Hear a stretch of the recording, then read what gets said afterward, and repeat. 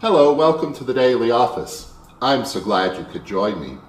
Today is Monday, August the 12th, and today is the feast day of Florence Nightingale. And here's the biography from the book Holy Women, Holy Men, Celebrating the Saints.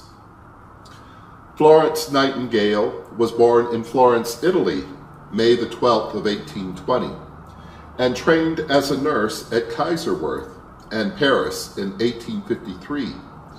Became superintendent of a hospital for invalid women in London.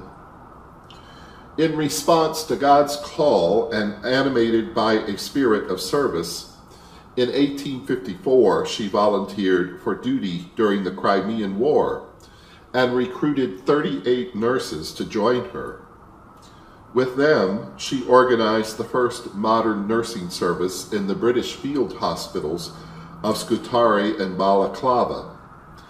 By imposing strict discipline and high standards of sanitation, she radically reduced the drastic death toll and rampant infection, which was then typical of field hospitals.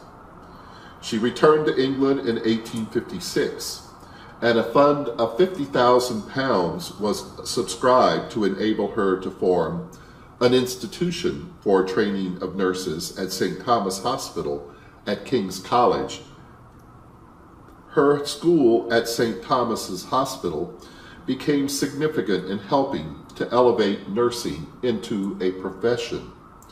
She devoted many years to the question of army sanitary reform, to the improvement of nursing, and to public health in India. Her main work, Notes on Nursing, in 1859, went through many editions. An Anglican, she remained committed to a personal mystical religion, which sustained her through many years of poor health until her death in 1910.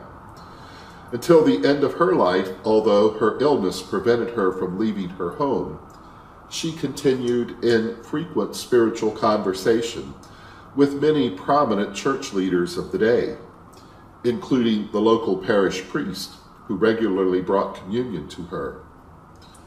By the time of her death on August 13, 1910, her reputation as a healer and a holy person had assumed mystical proportions, and she is honored throughout the world as the founder of the modern profession of nursing. Let us pray. Life-living God, you alone have power over life and death, over health and sickness. Give power, wisdom, and gentleness to those who follow the lead of Florence Nightingale, that they, bearing with them your presence, may not only heal but bless, and shine as lanterns of hope in the darkest hours of pain and fear. In Jesus' name we pray. Amen.